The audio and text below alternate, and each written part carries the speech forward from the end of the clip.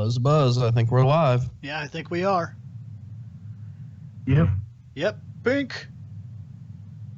Buzz, buzz. I think we're live. There's there fucking it Sethery is. right Okay. there. Yep. Okay. Sweet. I got this.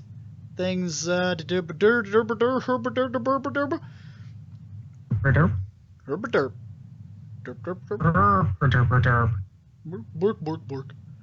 No, what is happening right now? I just lost the fucking the chat. I gotta back out. I still got the chat up, so. Okay. Yeah, I got mine up. This is so fucking irritating. I just got like internet like way the fuck over here off to this side, and then I got you guys like sitting in the corner. Okay, well, we should be live. I don't know what's going on with my chat or whatever. That seems to be, I don't know. I guess I'm going to be really relying on people. Okay, regardless, I'll figure it out as we go, if I can even figure it out. So, here we are. This is What's Up Fandom Night, episode 51. That's where we left off, was on episode 50. It's kind of crazy. So, Yeah, no, tell me about it. By the way, sup people, I'm in the chat. That's right. Okay. The format for this show has been changed. Well, not necessarily. This used to be the show where we looked through the feeds of pages of fandom and so on and so forth, and then we talked about those topics and we ran from one topic to another very quickly. Mm-hmm. Now, this is becoming the show that will finally get the other content up and moving. It's still pretty much the exact same thing, but now it will be live so that people can actually say what they want to say to us as we're going about the show.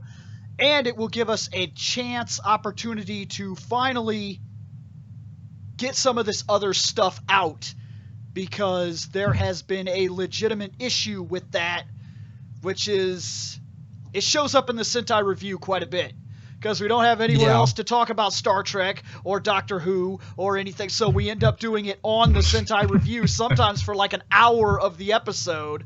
Which is the reason why it is Turtles turned into 4 parts for YouTube. That's right. That's part of it, yes. So this hopefully can change some of that, because it gives us our outlet back. So, step 1. This show is now broken into segments. There are 3 segments featuring tonight, technically 4. The first is the What's Up. We go around and we talk about, hey, what's been up? The second part is where we are going to break into the controller pileup. That is still our podcast that talks about video gaming. This is not always current. Sometimes it is talking about something that happened 20 years ago. Next, we go on to Pages of Fandom. This is anything anime or comic books that then leads into the manga and movies and television series and yada yada. And then the fourth segment is Who Trek finally launching, where we get to talk about Doctor Who and some Star Trek every now and then when we talk about it. So, anybody that's interested in just one part, this is how this is going to work. Once we start, each segment gets about a half an hour to 40 minutes. So if you got nothing to say about video games, you could leave and come back 30 minutes later. Yep. And if you're only interested in one part of this conversation, the whole thing is going to go up on What's Up Fandom Night RSS feed. But the others are going to go up broken into only that general part of their discussion on their respective feeds, such as Pages and Controller and so on and so forth. So, step 1, what's up? Smoking. Smoke. Are you smoking yet? Are you smoking yet? Smoke. Oh man. Yes, I know. I'm still on my union smoke break, and when it comes down to it, Ronan, the comics toss, because that's more of a discussion, which you can clearly tell for anybody who actually paid attention to the comics toss and is now listening in on the Turtles review that we're doing. That's basically what it is at the moment, but otherwise kind of took a bit of a backseat because life and work and new apartment stuff and things. This right here is hopefully going to get some of those other shows moving, so that we can find our focus again. Because, look, guys, we got hit, and we got hit hard. Like, it was crazy. It seemed like life bitch slapped us. Well, Yep. this has literally been the roughest year in all of Fandom Night Reploid Productions history. It has been absolutely outrageous. It seems like every single time we take a step forward, something has been hitting us back down. We've had all kinds of medical problems, group problems, moving problems, internet problems, fucking life problems, work problems. This year... Hey, I resemble half of those remarks. This year has been insanity. And for a long while, just me and Seth were covering the Sentai review, while everyone else was dealing with their other stuff. Right. With work and life, yeah. Yeah, I was put on a no less than 50 hours guaranteed per week. More than normal, I was doing 60 hours a week. And then some of the other guys ended up working exactly where I work, like Jeremy and them, and then they fucking wound up on the same schedule. Shane wound up on the same schedule. Shane experienced money problems for like the very first time in his entire life. We've had medical situations and whatnot. It has been absolutely fucking crazy. And then there was a moment where I disappeared, and I never really made it public. I never really talked about it, but that's because I was hospitalized for like a week. Yep. I'm just glad the most that my medical condition has come down to is I am -4 teeth at the moment. It was wild. We all went through a lot, but that's why I'd like to get the What's Up going again, because we can get some of the other topics, start reconnecting with the fans, and really start to bring all the other stuff back, because we went from a whole lot of content to barely keeping the Sentai review alive. And it was barely alive for a while there. It was, you guys were getting irritated. It wasn't quite running quite right. We were doing golf commentary over porno. That was amazing. That's right. That was amazing. That was amazing. And Master Rider. Yeah, Master Rider. Thankfully, which seemed to drag out for 6 years. Thankfully, I had a lot of work to do. That shit sounded like it sucked. Yeah, it did. So, oh man. In terms of What's Up, trying to think. I'm going through the office. I'm redesigning so that we can get the sound equipment in here better, and so that the chairs and everything are set up more correct. We've moved back to the office recently in terms of the show. I think it's been like the last 2 or 3 reviews we've done have all been done in the office. Yep. I think it helps the focus. I think it helps to not have ESO. Yes, there's not an ESO. There's not a bunch of stuff happening in the background. And even when there is, we're shut in this tiny room. It helps a lot to be in the office. I really do think that. Yeah. Although we're still trying to get back into the groove of that, because anybody who's paid attention to the Turtles review, we had to take a lot of piss breaks. Because fuck. Yeah, that was the only problem. That right there was the only problem. That was it. Open up the window, piss out the window. Yeah, no shit.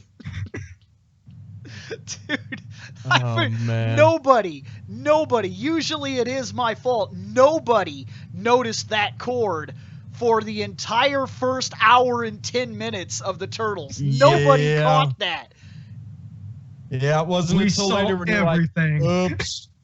Plugging that in now. Just be glad there's 2 sound systems, because the computer is set up in a way that records omnidirectional in the room very well.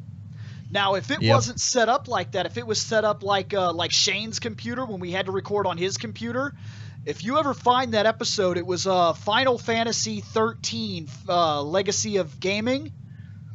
Final Fantasy 13-2. We did that one in his house on his computer, trying to set it up the way we have mine, and it didn't work. And we sound like we're way down a hallway somewhere. It's really quiet, and it's like echoey, and it sucks. So We're just lucky. And no, Ronan, we did do a mic check. That was the problem. When we do the mic check, Bill has to unplug the soundboard from off of his laptop so that then we can listen to the audio, make sure it's come in right. And guess who didn't plug in the fucking USB for the soundboard? Well, that's because it used to be back when we had Jason. We used to have somebody that was not a part of the show that was actually doing all the sound. And it's really hard to be in a conversation like we have and wear that sound equipment, because you got to be over at the board and you got to have your cans on, and that's got to be plugged into the board. So you're hearing the show and you're trying to equal everything out, and you're more paying attention to that than you are paying attention to the show. And then whoever's on that is usually removed from the show, which is why Jason would talk every now and then, but for the most part he was just focused on the bass needs to go up, this needs to change, this guy's too loud, fucking Nick talked. Speaking of which, hey Nick, what do you think about wait, don't have it. Yeah, he couldn't be here today. We did talk to him for a while right before the show, but I don't know if something's wrong with his laptop or something like that from the way it sounded. Yeah. And truth be told, when it comes down to it, Sammy, no idea what sound systems that we use, because some of the mics are from Radio Shack, some of the cords are from fucking Best Buy, some of the other mics, the ones that I picked up along with the soundboard, are from like Guitar Center, and I just picked up a 12-man fucking board. Like, let's get ridiculous. Okay, well if that's what he's asking, if that's what he's asking specifically. We use a Harbinger soundboard, and then that's plugged in through an equalizer that's run through Vegas Pro 13. And then that equalizer and that soundboard working together allow us to pretty much ignore it. Once we get the mics where we need them to be, we run about 2 or 3 tests before a show, we plug in the cord, and then Vegas kind of takes over from there, and we just kind of run the show live. And then from that point, nobody's really able to watch the soundboard. And that's what happened that day, is that we have to do the test. And then because of our setup, we then have to unplug from the computer and listen to the recording we did. So we do like a 3-minute test, listen to it. If it sounds right, we know that will be consistent throughout the show. If it doesn't sound right, somebody puts the cans on and fixes the feed until we kind of get it where we need. Then we test it again and yada, yada, yada. Well, we ran our tests, and because the setup in the office was different than it used to be, the soundboard was not next to me. Usually the soundboard is right next to my computer so that I can modify everything that I need as we're going, and then I can plug that into the computer and we can go. The soundboard was on the other side of the room, and we were using an extension to plug it into the laptop on the other side of the room. So the soundboard, for people watching, was over there. Yep. And my computer, of course, was over here. And then the cord wrapped around up here and then came down and went into the computer. So I was like, yeah, we're ready to go. And I fucking plugged it in, and we did the test. And then when I unplugged it, we dropped it down, and nobody... nothing. Yeah, fucking it is we. You guys didn't fucking notice it either. And normally somebody will say something. Yeah, that's because I was sitting in the back like always to keep Shane from running out the door. By the way, Common Boy, yes, no Shane today. We have no idea where he is. He's probably sleeping. Yes, I tried to get a hold of him, but we couldn't get a hold of him for some reason. And Shane is notorious. This is our film time. A peek behind the curtain. This is when we film. We film at 3 o'clock because that's when people are starting to get off work. We get over here. We get our stuff set up. We hang out. We get whatever discussions we have, try to get ourselves focused. And Shane will fucking show up at like sometimes we've had times that we've waited till 5 for Shane to finally show up because he was up until like 10 in the morning fucking playing Red Dead or something. And he knew that we had to film, but that's fucking Shane. Shane is not the most reliable person on our crew. So he'll show up and we've been waiting all goddamn night, and then we're like, can we finally get this done? Can we fucking go in there and record till fucking midnight now? Yep. So, if I had to guess, I saw that he checked our feed once, which is we have a group set up where we talk to all the crew, and he checked that one time. I think he woke up, checked his phone, and then I think he took another nap. So that's why he's not here. If he was to get a hold of me during the time that this was running, he'll be added. So I don't know if he gets a hold of me, he'll be added. If not, I don't know. I can. Shane's reliability, it's very hard to tell you whether or not he's ever going to be here or when. Yep. But other than that, that's basically how that shit went down. And after that, I think it's been the normal routine for most of us. Just go to work, come home, watch something, go to bed, to wake up, to go to work. Other than me and Scott moved into the new apartment. So every day it's come home, turn something on as background noise, and try to unpack a box. Oh my God! Yeah. To make dinner, to lay down, to go to bed. I guess. Then of course, I guess if I was to do something in terms of what's up, in terms of like my actual life, something did change quite substantially for me. The reason that a lot of the shows are coming back and my free time is back and I sound rested is because Bill actually sleeps now, and Bill actually only fucking works full time.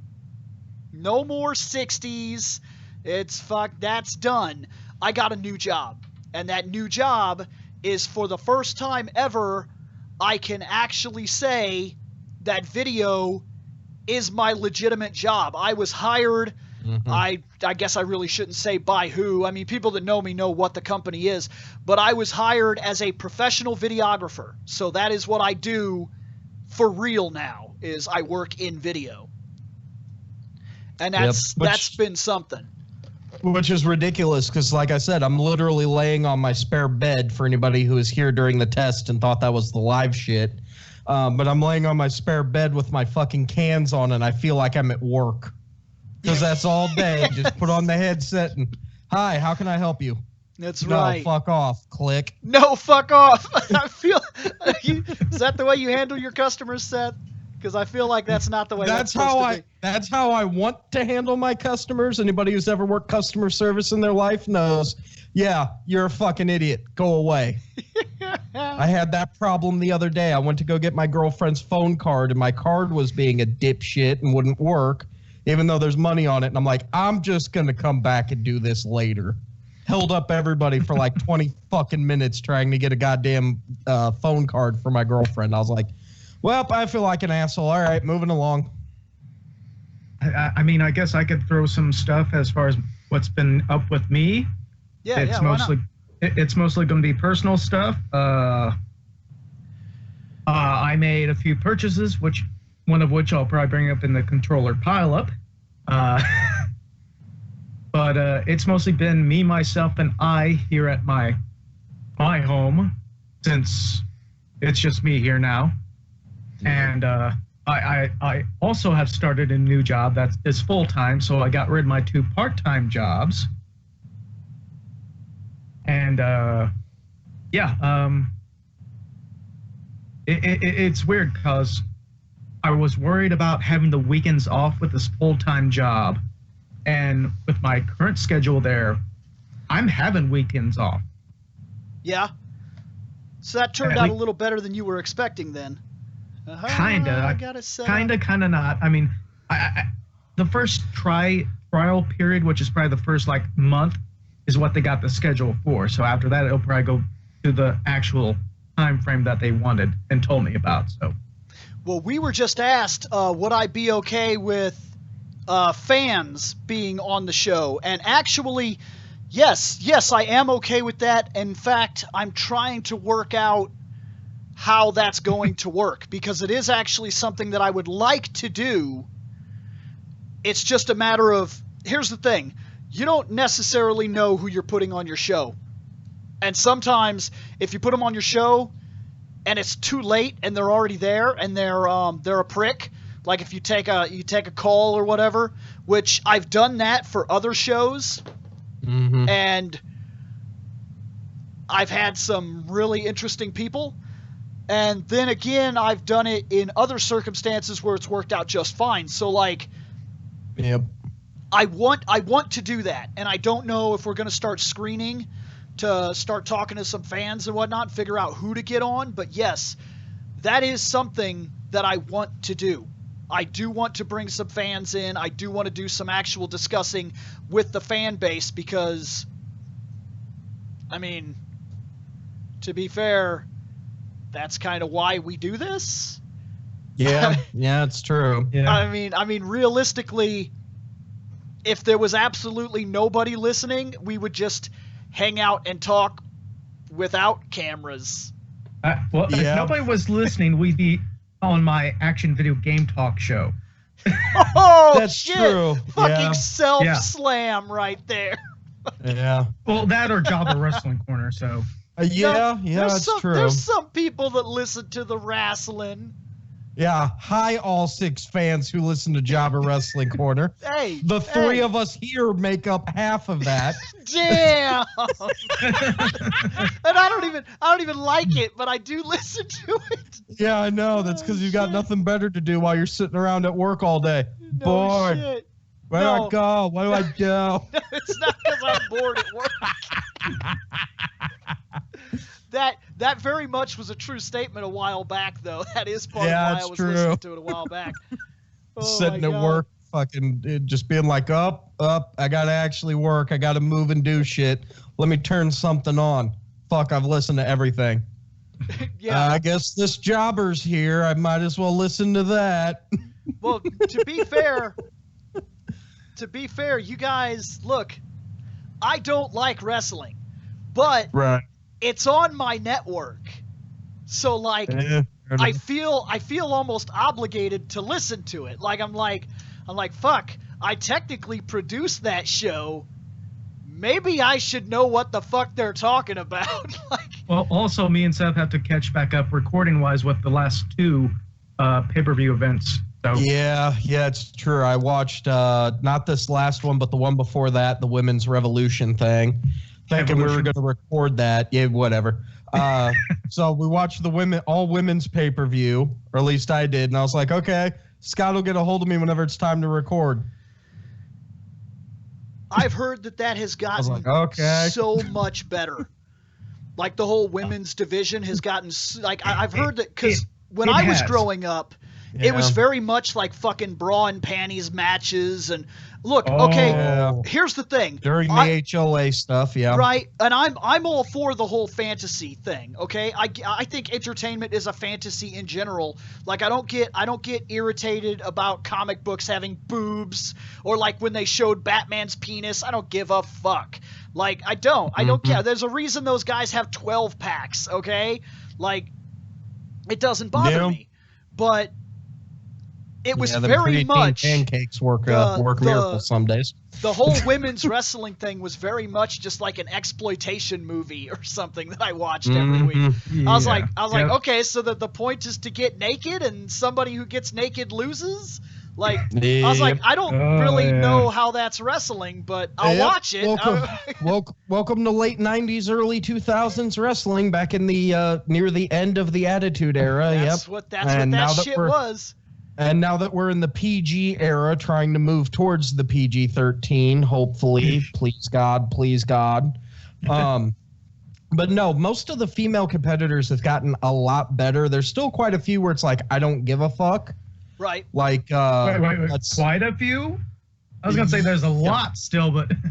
Well, for you, but for me, there's only a handful of them that I don't give a fuck about. Like the 2 Australian bitches that... Oh, the Iconics. Yeah, fuck them. Their gimmick sucks. We're the greatest female tag team ever. Look at us. We're Posh Spice. We're fucking great. Get in the ring and fucking get decimated. Next. And then, of course, all the... Well, yes, Common Boy, WWE and WWF always has been faked. Since day one, the whole point of wrestling was to get into a beer garden, do one move, have the face lay down, act like he was dead. So it's that way entertainment. Well, there's that. To be fair, it was to get people to sell beers. The wrestling thing all kind of falls back into the same era that created what we have in superheroes today. It really does. It really does come from the era of the strongman competitions at the circuses. Yeah. Like that's the reason they wear trunks. And it's not just that though, but like it's choreographed and it is fake. But to give them the credit they deserve, there's a lot of training that goes into it. Yeah, it takes a lot of training and a lot of physicality to do it. So, I mean, it is still technically a sport because it is a lot of gymnastics type activity. And then when they get injured, aside from the fact when they're, supposed to be injured for the sake of the storyline, when they do get injured, really they do get injured. Yeah, when you're legit, that's some legit shit, trust me. I was backyard wrestling throughout most of high school, and at the same time, I went to try to go to the indie circuit along with a couple of my friends. Scott has been on the indie circuit as a fucking referee for goddamn long now? I was probably a referee about 10 years and have been through wrestling training. So... Mm-hmm. And it's a fucking bitch. I mean, don't get me wrong. The reason I quit is I was working third shifts at a gas station, get home at 7 o'clock in the morning, lay down and go to sleep. Okay, it's 11. Wake up, grab something real quick, not even quick enough for like a bowl of cereal, grab up like a Pop-Tart and a granola bar. Oh, that's fucking good eating there. Yeah, drive out to the middle of nowhere where we have a wrestling ring set up. All right, now take back bumps for the next 2 hours. All right, we're going to go to Subway and get a sandwich. Was that a good sandwich? Did you enjoy your sandwich? Okay, now we're going to go jump off the top rope for the next 2 hours. Did you have fun with that? Okay, now go run ropes for the next 3 fucking hours. It's like, no, time out. I got other shit to do. I'm done. Well, that's very close. Wrestling still, look, like I said, yes, it's fake, but the physicality of it is very real. And if you're not ready for it, and if the guy that gets hurt, quote unquote, has a very specific job to do, and the guy that does the hurting, quote unquote, has a very specific job to do, and if they're not both done correctly, holy shit. So the repetition of training is outrageous on some of these people. And there are a lot of people that can't handle it. I'd say a case in point of that is the whole Owen Hart Stone Cold from SummerSlam. When Stone Cold got the stinger and Owen Hart was kind of beating up on him but gloating about it to buy him time to recover. Actually recover. Yeah, like legitimately. And man, let me tell you something right now. If you, quote, wrestled for real, those fights would be very short and they would look very different. Because I'm going to tell you something right now. You ain't about to tombstone my ass. Hell to the no. I'm not letting you do that. Like, I'm going to fight. The closest thing wrestling has ever done in real life for me is me, Bill's girlfriend at the time, and our friend Jeremy, the disembodied voice on the show. We went up to Pizza Hut to eat after hanging out at the park and doing lightsaber battles. Here we go. This drunk motherfucker shows up on a bike acting like, oh, hey, I need a ride over towards the high school. We're like, okay, so we go to give the dude a ride to the high school. Next thing we know, he shoulder chucks Jeremy into the car, picks him up by the throat and goes, you think you're funny? You think you're smart? Come on, funny boy. Say something funny. And me and Bill both look at each other like, what the fuck? So eventually, as the fight continues, I throw this motherfucker on the ground, and while he's on all fours, I stand over top of him and put him in a fucking chokehold, and I basically have him in the camel clutch, like, yep, nope, you're going to sleep, bitch. I still got my ass handed to me for it, and apparently during one of the punches, I grabbed his ass and threw him on the ground while unconscious and go, you bench press fucking 280 pounds. I'm 350 pounds a man, motherfucker. Get me up off you, bitch. That dude had been talking about how fucking buff he was and how strong he was, and he hit Seth a real good one because Seth let the guy up after the first time that he got the guy, and fucking Seth let him up after his friend was like, dude, he's fucking sorry, we'll leave. Well, this dude got up and fucking straight up fucking punched Seth in the face, and when Seth got hit, Seth started to fucking black, and you could tell he was going the fuck down until the dude hit him again. So the second fucking punch like brought him back, because he was like bam, and he was like fucking just about to fall backwards, and he got hit again, and then he was like boom, and fucking it's like his senses snapped, and he grabs the dude by the fucking arm, whirls his ass around, fucking basically falls on top of him. They hit the fucking ground, and then Seth is like, you're so fucking strong. He's like, you're so fucking strong. You fucking lift 280 pounds. Well, I'm 360 pounds a man, bitch. Do a push-up, bitch. Do a push-up, bitch. And what's great is hearing the story and not knowing a fucking thing about it, because I'm still out. Like, everything is fucking blacked out. I'm seeing literal stars, like white flashes. I have no fucking idea until I'm on the ground on my back doing one of these, like, come at me, motherfucker. Because if you come at me, I'm going to kick you in the fucking dick, and as you come down, fucking haymaker you in the throat. Let's go. Dude. And fucking next thing I know, everybody's like, dude, that was ridiculous. I'm like, It was fucking awesome. Me getting my ass whooped? Is that what you're talking about? It's like, fucking do a push-up, bitch. Do a push-up, bitch. Okay. That's our half hour. That's our What's Up. Our first topic, controller pile-up time. This is where we will be discussing video game topics, and we will, of course, accept topics from the live feed. And if we happen to have no topics, we'll be talking about what we have been playing. The first thing on our agenda in our topics is PlayStation Classic, the game lineup. Fuck. Can we get a list? Can we get a list? You got a list? The only list I got is the list of games that should be on it. No, well, look up what was actually on it. Can you get your phone?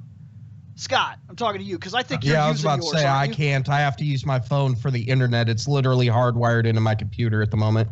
Yeah, hold on. Let me get to it. I know some of them, but I want the list so that we can guarantee what we're about to talk about. Yeah. Bad news. Oddworld is not on there for the one person who posted that. I thought one of the Abes made the list.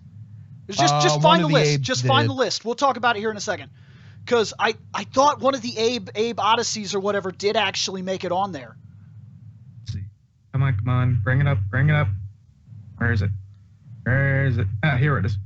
Oh, you're damn right I could. Holy shit, this dude just asked a fucking awesome question. Keep going, man. Find the list for us. The 20 games. Oop, are you still... What's up? What the... Oh, okay, never mind. It's my document that I had with my list came up. Battle Arena Toshiden. Okay. What I'm the reading fuck? them alphabetically, so. No, I know, but really, Battle Arena fucking Toshiden? Yeah, too bad it's not Battle Arena Toshiden 2. That just blows my fucking mind. That is... Okay, first off, fuck them for that. Okay? These are the classics. Yep. Of the PlayStation era. Let's put these in major quotes here. Really big fucking quotes, okay? In fact, fucking quotes, okay? Because fuck them for that. That's bullshit. Go Borders on. 2. Okay, I can't argue with that one. Cool Borders, that had a pretty big following in its time. Destruction Derby. Yeah, no, I made the same face. Okay, move on. Final Fantasy 7. Duh. I can't argue with that. That was fucking that was tremendous for the PlayStation. Grand Theft Auto. It's the original. Auto, so. Yeah. I mean, don't get me wrong. I could see some of the others, but at the same time, I'm more thinking like PlayStation 2 era on those. To me, Grand Theft Auto did not become truly relevant until PS2. PlayStation 2. But to give it its credence, I guess that is actually, for its time, that was a pretty big game. Yeah. I still think Driver would have made a little more sense if you're going to go that edge, but like, Okay, Yep. go on. Intelligent Cube. It's a puzzle game. Okay, look. Yeah. People like puzzle games. We got to have at least one on the classic to be because here's the thing about the PlayStation we got Classic. puzzles. We got puzzle games on here, so. Okay, but I'm but- just saying, before we really judge it, remember, they're not selling to just me or just you. This isn't the PlayStation Classic RPG Edition or whatever. You know, they've got to sell at least one kind of game to every kind of person. So I'm gonna let the puzzle cube thing go. Jumping Flash. Why is that on there? Who the fuck gives a fuck about Jumping Yep. Jack Flash or whatever? Metal Gear Solid. Awesome. Good Fucking pick. awesome. Oh, Mr. and oh, never mind. Keep going. I had a thought, but I was like, no, wrong one. Mr. Driller. What the fuck is that? Probably an arcade game. Probably like a Oddworld Dig Dug. Eggs Odyssey. Yep. Yeah, okay, see, Oddworld. Yeah, I knew Yeah, at least the one The Oddworld first made one it is in. on here, so. Rayman. Good game. Okay, yeah, that's fine. It's a platformer. And to Yep. be fair, PlayStation was not exactly littered with them. They had very Yep. few of them that were actually good.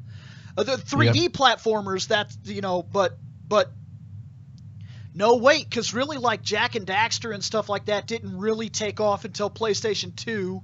Yeah, Yep. it debuted on PS2, so. I Yeah, guess I they had think- the Crash. I think- They had the Crash games. Yeah, they had the Crash games, and then Spyro games. technically let's- speaking, there was Spyro, but yeah. Rayman is cool. I'm not gonna hate that pick. Move on. Resident Evil Director's Cut. Good. Yep. Good. Because the director's cut is definitely the superior version. It has the arrange Yep. mode, it has the missing scenes, and it has the secret costumes, and it was overall a better experience for having all those different things in it. And I actually believe that they would have done a disservice by doing regular Resident Evil. I don't know. I mean, I would have liked to have had the original on there because that's the one I started with. It is on there. Just play original mode. Yep. Revelations Persona. Mm-hmm. Well, Revelations Persona? Yeah. Yep. Like from Persona the Persona 1. series? Yep. Mm-hmm. Yep. The first in the spin-off Okay, of the yeah. of the Shimigamis. Yep. Okay. I'm sorry if it's hardcore blasphemy. That game fucking sucks. Like, I'm sorry. The Persona was not good until Persona 3. My opinion, hey, everybody's got their own shit that they like. Persona did not mean shit to me until the third game came out. Fair enough. Ridge Racer Type 4. That's I kind fine. of get that. We need Yeah. a racer. No, you know what? That's not fine. Gran Turismo 2. Let's be honest. Was there a bigger Yeah. fucking racing game for the PlayStation? Fuck on Ridge Racer. I'm sorry. Or at least one of the Need for Speed games. Those were huge fucking games. Like Hot Pursuit, Need for Speed 3, Hot Pursuit. That was ridiculously huge for the PlayStation in its time. I think more so than I remember Ridge Racer. In fact, Ridge Racer, to me, it's always been kind of a Sega property. Yeah, it's true. Super Puzzle Fighter 2 Turbo. While I like this game, what the fuck? What the Yeah. fuck? Like, you have Yeah. Street Fighter Zero, Street Fighter Alpha, Street Fighter EX, fucking Street Fighter, you have the Collection, you have the anthology. Street Fighter collections and anthologies and shit. Well, anthology, that's Mhm. PlayStation 2. Yeah, but still. Fucking really? That's what you picked? You picked fucking Puzzle Fighter? Street Fighter is one of the biggest fighting franchises in the history of video games, and you picked Puzzle Fighter? Mm-hmm. Oh, What trust the me, it's gonna get fuck? weirder. Keep going. Sylphon Filter. Okay, that's your third person view shooter. They Yeah. have to have one. You have to include one, and there really wasn't a bigger one than Siphon Filter. Oh, maybe Other than Metal Gear, but Well, Metal Gear is very different. That's an action espionage game or whatever. It's one of the first major stealth games. I can't crap on Tekken 3's perfect. That might be us, in my opinion. I preferred Soul Calibur or Soul Edge, and technically No, wait. It was Soul Edge. Do I have Soul Calibur on the PlayStation 1? Because it's Soul Edge. I have Soul Edge on the PlayStation 1. I enjoyed that more than I ever enjoyed Tekken 3, but that's only my opinion. The overall scope of PlayStation, they picked right. Tekken 3 is probably the biggest fighter they ever had on that system. Tom Clancy's Rainbow Six. Good. Great pick. First-person shooter. Yeah. First-person shooter, and it was very standout for its time. It really was. Its legacy lives on to this day, and it's in courtesy. It's because of that first game. That first game was fucking tremendous. It's a good pick. I think I would have gone more with like a Medal of Honor over Rainbow Six. Which ones were out at the time for PlayStation 1? I think it was just Medal of Honor and Medal of Honor Underground at the time. So yes, there was a Doom on the PlayStation 1. I believe it did get ported. Yeah, there was a Doom and a Final Doom. Twisted Metal. Awesome. Good pick. But they should have went with Part 2. Yeah. They should have went with Part 2. Part 2 was easily the superior game. Part 1 sets the basis. Part 2 kicks that asshole. Yep. And Wild Arms.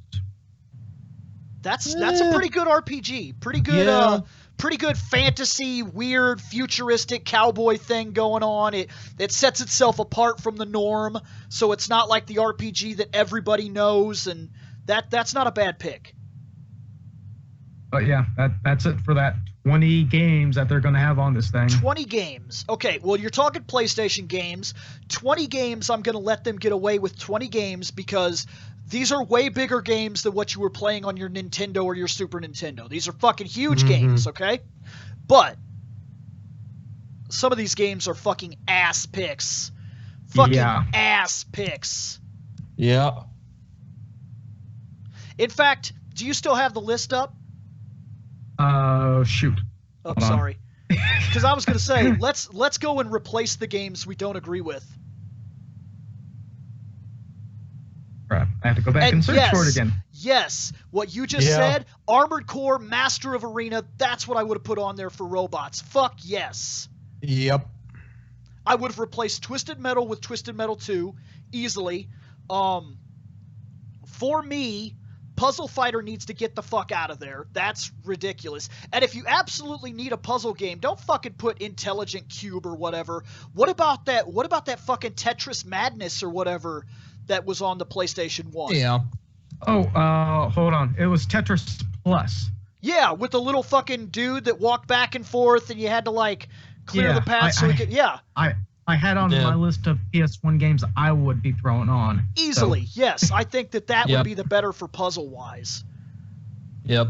And I kind of agree with Ronan, Symphony of the Night, but I mean, again... We have to replace something, and you know what? Buy Jumping Flash. Get the fuck out of here. Why the fuck are you even...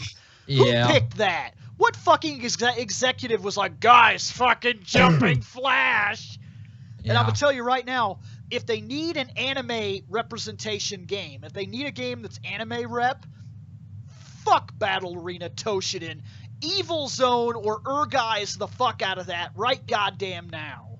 Actually, I put down Evo Zone on my list, my personal list. Right.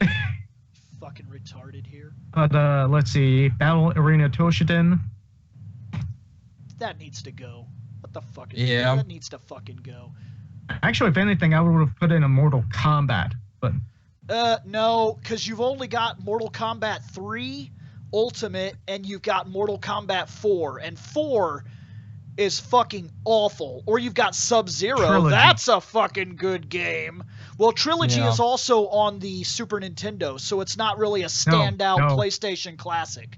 No, Trilogy was on 64 and PlayStation 1. I don't think that's a standout. It's because you can get Part 1, Part 2, and Part 3 on the Super Nintendo. It doesn't feel like a classic to me. Let's see. What about the cool borders too? I can't argue with it. It's not my game, but it had a tremendous following. I don't know. The only thing that I would change that out for would be Tony Hawk, but I Yeah, could Tony Hawk's Pro probably Skater. argue that. Yeah, I could probably argue that.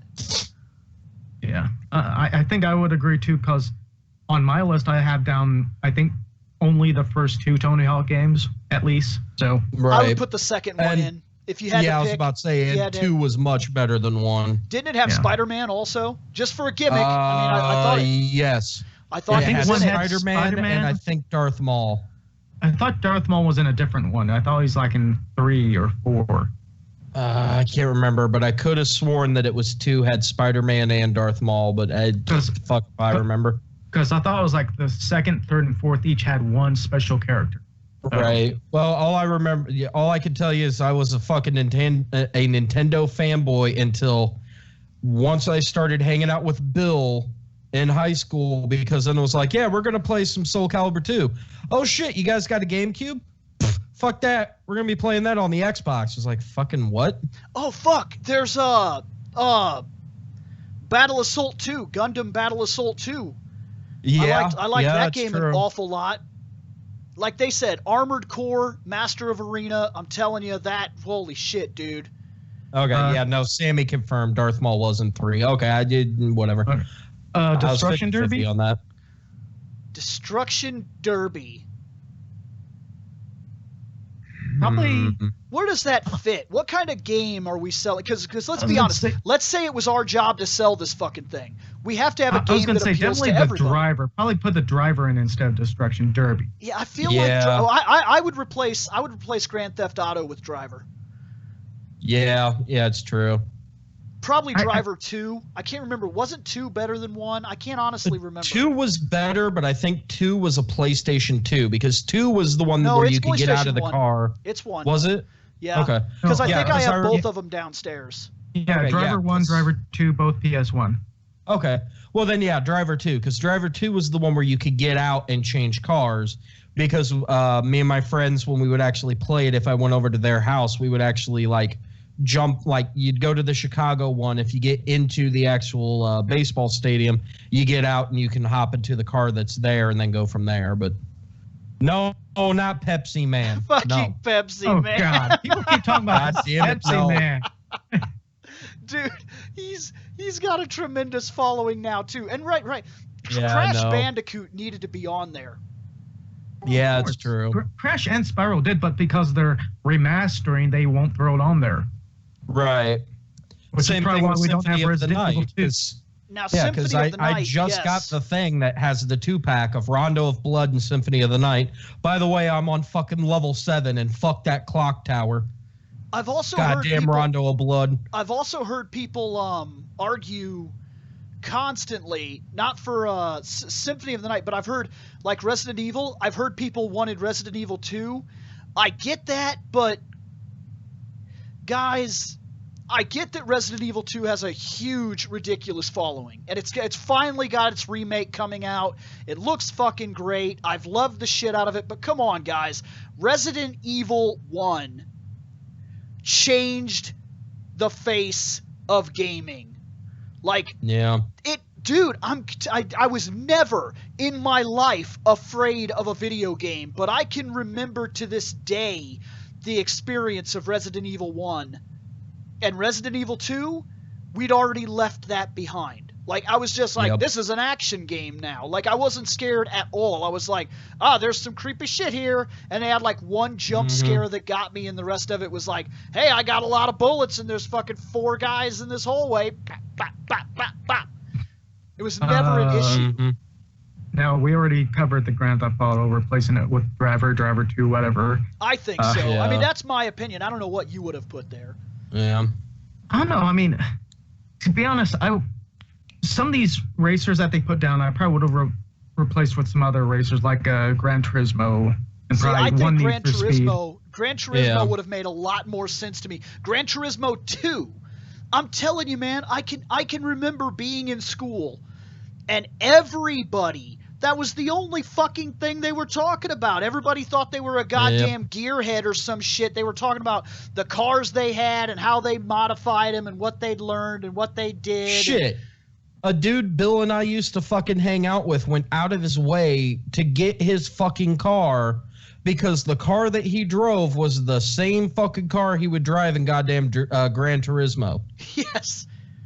And then he would make his modifications on Gran Turismo, and then he would then go to my friend. Okay, this sounds like it's fucking bullshit, but where I lived, because the Peoria Speedway is such a big fucking thing down here, I was surrounded by 4 mechanics. There was one guy down the dead end, one guy that lived right next to me, one guy that lived down at the end of the fucking block, and the other guy that was on like 2 roads back. And all of them had these big garages. Well, this dude would modify his shit on Gran Turismo too. And then he would drive his shit over to the guy on the dead end, and he would have that dude help him. He would buy the parts and shit, and he taught himself how to be a mechanic by going down and helping that dude. And they had a very specific deal. He would go there every single week, and he would help that dude with whatever shit needed to be done. So he'd say, hey, I'll fix your car up, I'll do this, I'll change tires, I'll help you do this to get ready for your race this week.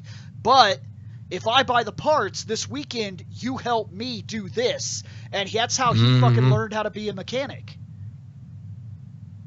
Intelligent Cube, let's replace it with Tetris Plus. That's simple.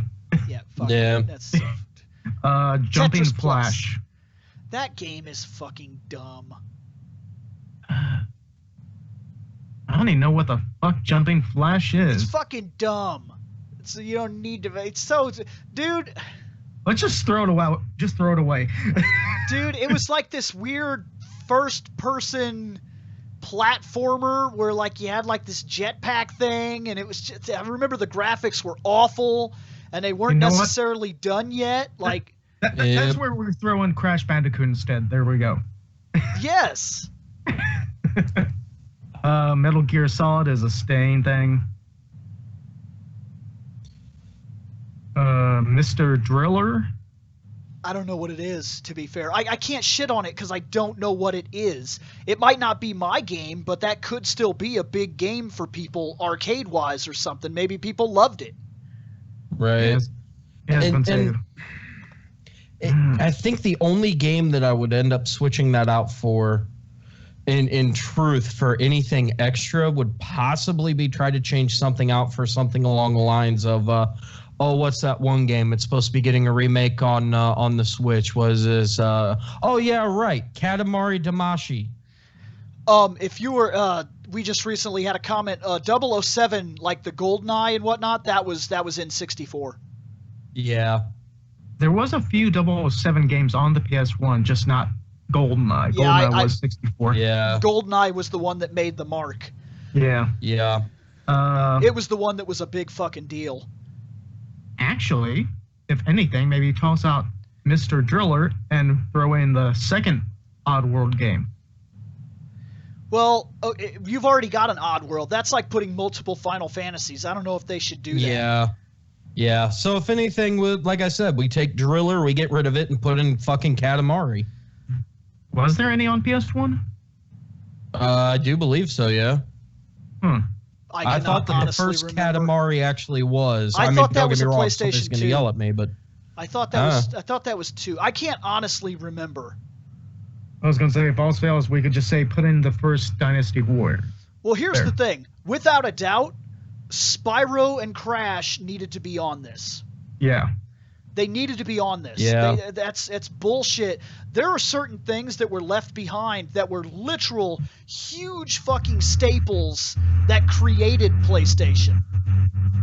And the Spider-Man game. The Spider-Man game on PS1. The Spider-Man game gets an awful lot of credit, to be fair, and it's one of the very few superhero games that worked for its time. Like, superhero games were just fucking awful. Right. And I was wrong. Katamari was on PS2. Fuck. Oh well. The Revelations Persona. I honestly would replace that.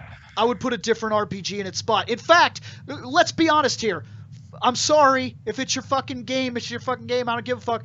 Fuck it. Fuck Persona 1. That game fucking sucks. If you need to replace it with an RPG, where the fuck is Legend of Dragoon? Yeah, no, that's true. Because I was going to say that's one of the few that I would leave alone is Persona, but just so I can go back and try it out. But that was also a PlayStation exclusive. Was Dragoon? It's never been on anything else. Actually, there's Legend of Dragoon, Legend of Legaia, Legend of Mana. Legaia 1 was on the PlayStation, and it was actually really good. But if I had to pick, Dragoon is one of those games that people to this day are still fucking freaking out about. And they need to freak out about it. Like, dude, it's never been fucking remastered. It's never been re-released except for like on the marketplace. Yeah. Ridge Racer Type 4, probably replace it with one of the earlier ones. I don't know. I don't really. It wasn't my game. I don't have a lot. Yeah. I don't care. But I mean, if you had to keep a racing game in its place, to me, I feel like the Need for Speed Hot Pursuit was one of the bigger racing games for the PlayStation. But I could be wrong. I could be wrong, but just Ridge Racer just doesn't feel right to me. Gran Turismo 2. That's what I guess. That style of game, it feels like Gran Turismo 2 kicked its ass too goddamn hard. And the Super Puzzle Fighter. Let's throw in a Street Fighter game. Any Street Fighter game. Alpha 3. Yeah.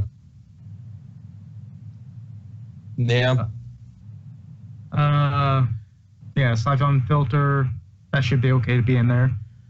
Yeah, Siphon Filter's good. Don't get me wrong, man. I'm not a fan of Gran Turismo either. I think the game was slow, tedious, and boring. But if it was my job to sell the PlayStation Classic, I can't even tell you how many people would buy that thing just because Gran Turismo was on it. Yep. Technically, if we were wanting to sell this thing, we probably would have at least did 25 to 30 games. Well, I don't know. It depends on what your memory is for it, because when you think production, you've got to think, how much memory are they going to give you? How much are you allowed to use? In fact, you know what? In Street Fighter, why don't we do Marvel vs. Capcom 1? Yeah. Replace Puzzle Fighter with Marvel vs. Capcom 1. Yeah. Either that or the other versus Street Fighter. There was an X-Men versus Street Fighter, or Street Fighter versus X-Men. Yeah. But I honestly remember. Yeah, the first Marvel versus Capcom. Yep. Yeah. I seem to remember that being damn good. Tekken and yes, 3 there was a a Dragon Ball Z, and the Dragon Ball Z game was the Dragon Ball GT, and then there was also a Dragon Ball Super Fighter thing or whatever. There was two Dragon Ball games. One was Dragon Ball GT Final Bout. The other one was Dragon Ball Z Ultimate Fighter 22, which could then be updated to the more there was a code you could put into that game, and it would change it to the other version, which was like Battle 98 or some shit like that. Yeah. And then it would add like 5 or 6 different characters and change some of the stuff. So Tekken 3 would be a stay, right? Yes, because even if I don't necessarily agree, it was probably the biggest fighter on the PlayStation. Yeah, because anybody could pick it up and play. Rainbow Six? I say that thing's a staple. Yeah. Yeah, that could stay. To me, it's a toss-up. I mean, it could stay and it could get replaced. So. What would you replace it with? Yeah. Like I said, to me, it'd probably be like Medal of Honor, since it was a big shooter. Gaining. It's possible, but I think what sold Rainbow Six was, at the time, shooters, and even today, you're always a superhero. You're always, yes, they claim you're not, but let's be honest, you're like in World War II or whatever, like Medal of Honor, and you take like 7 shotgun blasts to the fucking knee, and then you stay there for a couple seconds, and your life goes back up, and then you're like, hey, I'm fucking fine. You're a superhero. You're basically the Medal of Honor games. You're playing as Logan throughout the course of his history. Like, Yep. as long as you don't get blown away too hard, you'll come right the fuck back. Yep. But realistically, Rainbow Six sold on the aspect that if you weren't very careful, you could open the door, and if somebody was standing in the corner, one bullet could kill you. You had to watch everything you did. You were just a guy. Yep. Twisted Middle. 2. It needs to be part 2. And then the Wild Arms.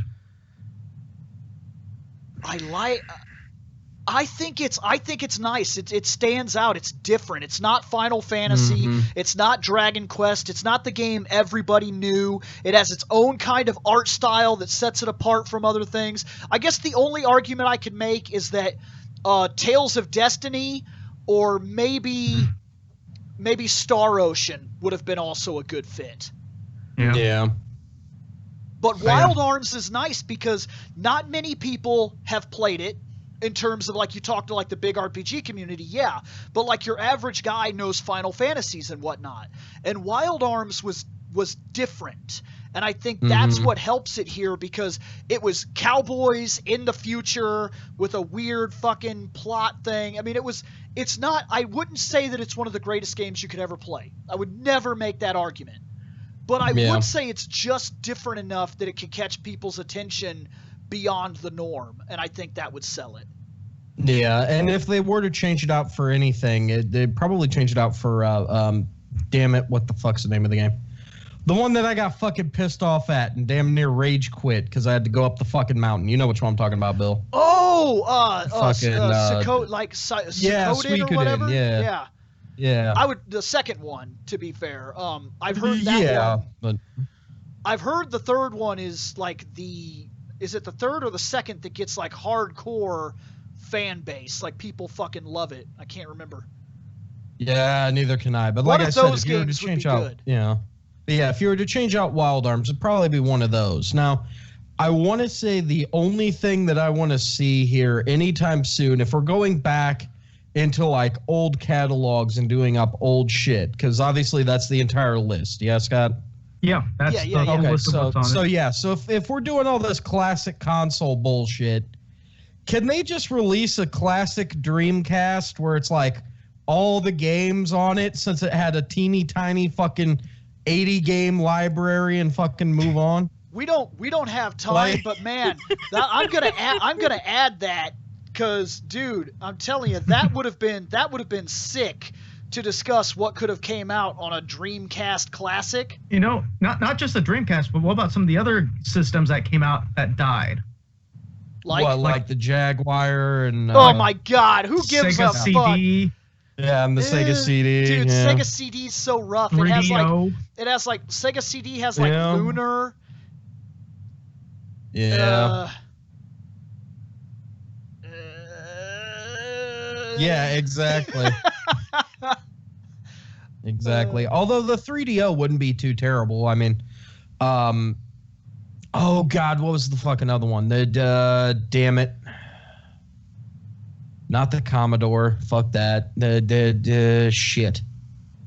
There was another one like that. I'm trying to think. It's the one that fucking the Angry Video Game Nerd did the review on, where basically all he did was fucking Darkwing Duck.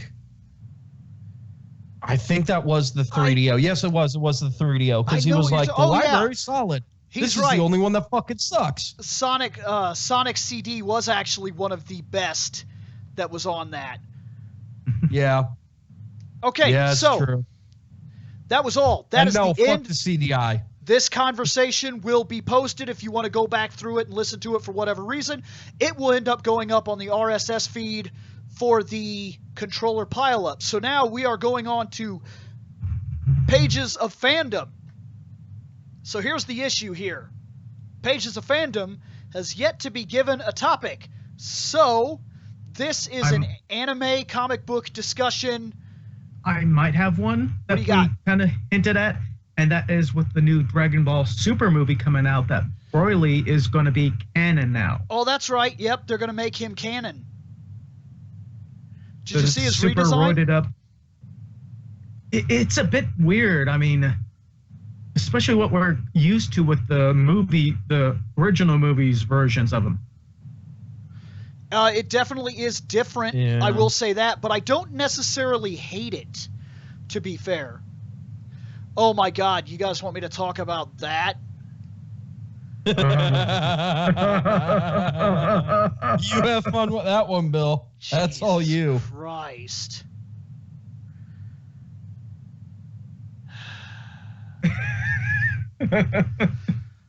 Let me start I mean, this. you could always show off your new action figure, Bill. Instead, What's that? your new Wonder Woman figure. Oh my God, it's so fucking sweet. I'm telling you, it's so fucking Instead sweet. of talking wedding of the bat. Oh, fucking wedding of the bat. With Bruce Wayne who needs to take a shower. Okay, look. First off, let's put this one out there. Fuck Tom King. Okay? Legitimately, fuck Tom King. Because that dude, he has been given way too much fucking power. He has. It's not fucking right. He literally is shitting on other fucking writers in the company right now because whenever he has an idea, they just say, "Hey Tom, do whatever the fuck you want to do. Do what you want to do, man." So he came up with the idea that in the middle of a fucking storyline that they were already doing for Nightwing, he decided that Dick Grayson was going to have amnesia. So now, Nightwing has fucking amnesia. Dick Grayson has fucking amnesia. And they were not allowed to walk away from that. At all.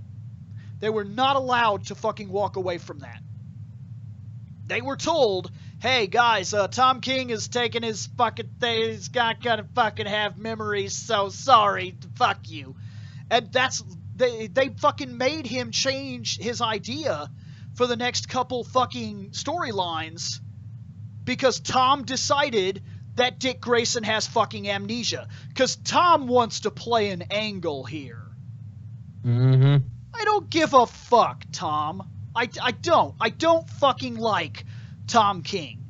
He gets praised for being one of the greatest fucking writers in Batman history. And I disagree with a fucking vengeance. He's a piece of shit. He has one fucking writing trick. One fucking writing trick. He likes to say something and then have another character say the same thing in a different way. And he's like, "Oh, fuck, do you see what I did? They're fucking mirrored. They're like the same fucking person." Fuck you. Fuck you. Learn to fucking write. It has been over 50 goddamn Batman books and not even fucking one Batman book have I enjoyed yet. Not fucking one. That's a problem. You fucking suck. And he said, and I quote, "Guys, don't worry. The wedding was a part of a bigger storyline which will be revealed in," are you fucking ready? Issue 100. You're not getting my money. I'm not gonna fucking sit through another 50 goddamn issues while you try to fucking prove to me that it was a good idea for the Batman thing, for the Batman and Catwoman storyline to be teased this goddamn long for you to shit all over it. And you didn't just fucking hurt the fans. You literally hurt the comic book stores that sold that book. You, Tom King, cost the industry that fucking supports you thousands upon thousands upon thousands of fucking dollars. Yep. And here's the other thing they fucking did. Not only did they fucking say that Batman was going to marry Catwoman, which was something that hardcore fans have been looking for a long time. There's a lot of people that think that that was supposed to play that way, and they've been wanting it for years.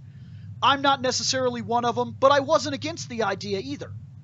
So they say, here it is, it's the wedding. They bring the Joker back, they do a giant fucking storyline, they release invitations, they bring out the fucking book, and before they fucking put the book out, they released the fucking storyline to the New York Times, saying that the wedding was not going to happen and that Batman would not marry Catwoman. And every fucking person that bought that book, that had pre-ordered that fucking book, came in and canceled it. Well, that's not the way the fucking comic book stores work. That's not the way it fucking works. They have to order these books sometimes 3 goddamn months in advance to guarantee that they had it. And if you go in there and you say, hey man, put that Spider-Man on my list, the reason you sometimes have to wait for your books to kind of even out and be right on your pull list is because they can't guarantee your orders for about 3 months. They have to get the things in the system and get the orders coming in and make sure they have their stock, and then that's that. Well, when those guys come to the store that have already told them, I need that fucking wedding book, and they're not guys that actually read Batman, they just want the wedding book, so they're like, I'm about to start reading Batman, I need it on my list, make sure you get that. Well, subscriptions and shit went way the fuck up because this was going to be one of the biggest selling books of all fucking comic book history. And all of a sudden, the New York Times comes out with, oh yeah, by the way, it doesn't actually happen, sorry about that. And people flocked these fucking stores and said, I don't want it. Well, it was too goddamn late. The comic book stores had already ordered hundreds of fucking copies. In fact,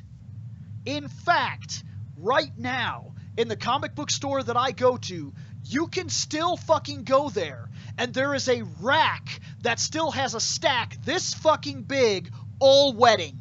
All wedding, still, even right now, you can go buy that book right now if you want it. It's fucking sitting on the shelf because he can't get rid of it because people don't want it. Hey, free comic book day. Here, do you want Wedding of the Batman? I gotta get rid of this somehow. They fucked the comic book stores with this. And then he's gonna fucking make a claim like, hey guys, this is all gonna come to light as to what was going on in issue 100. It has something to do with Bane. Fuck you.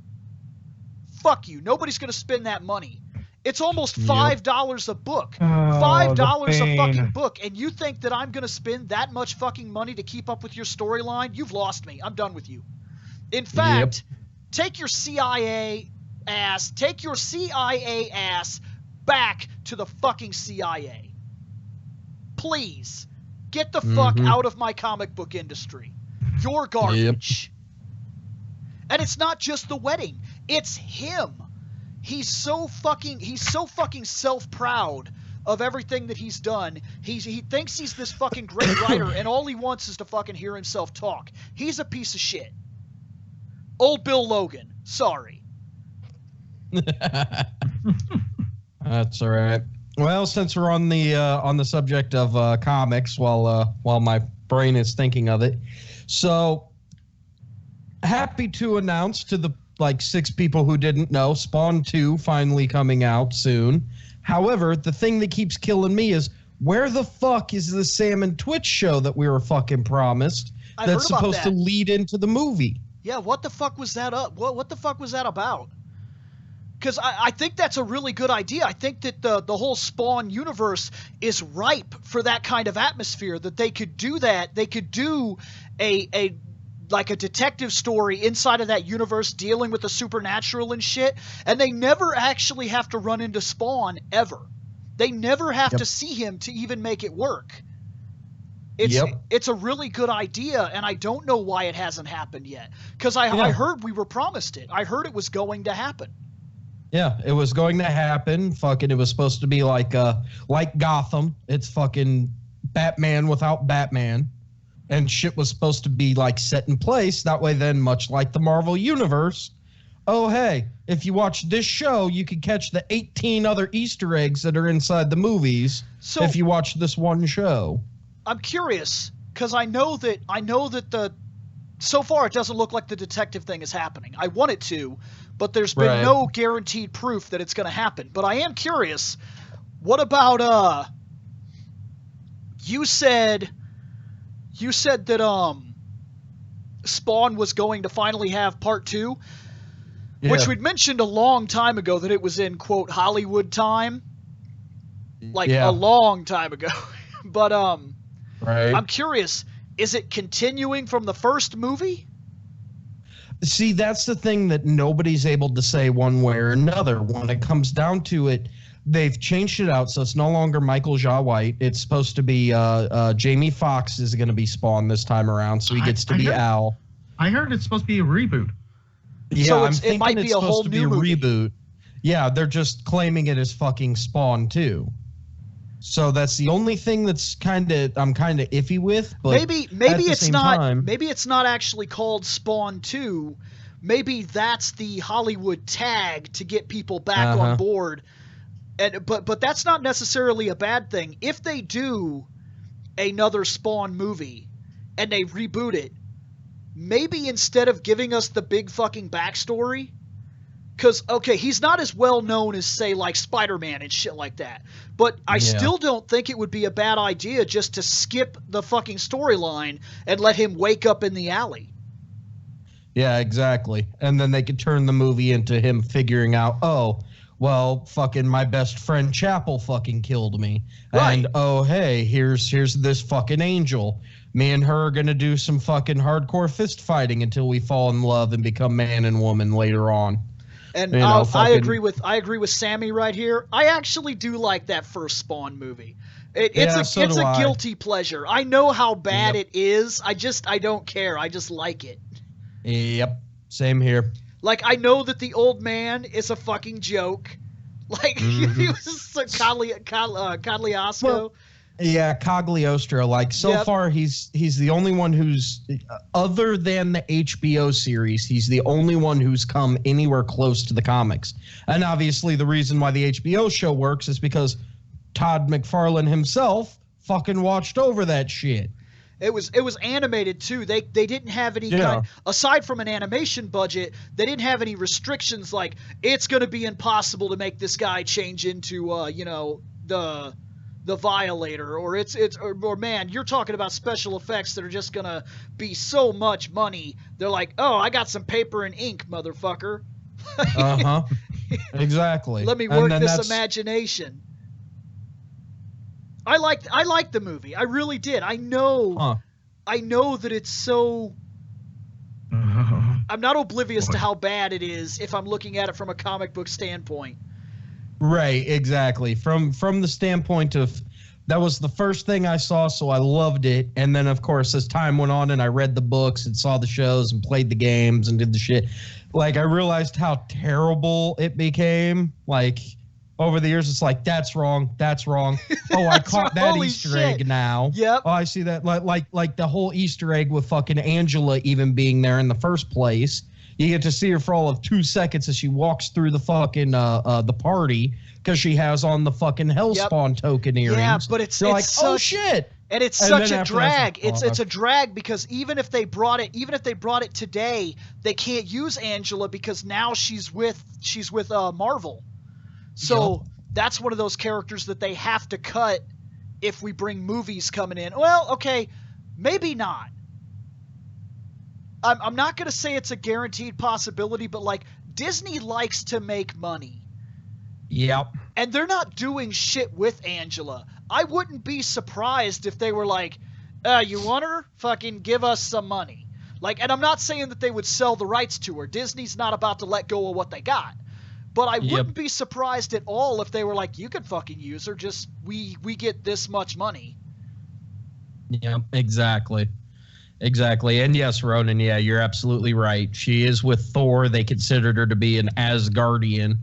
So technically she is an Asgardian. But again, she's not even in any of the fucking Thor movies because that's how minuscule of a fucking character she is to that universe.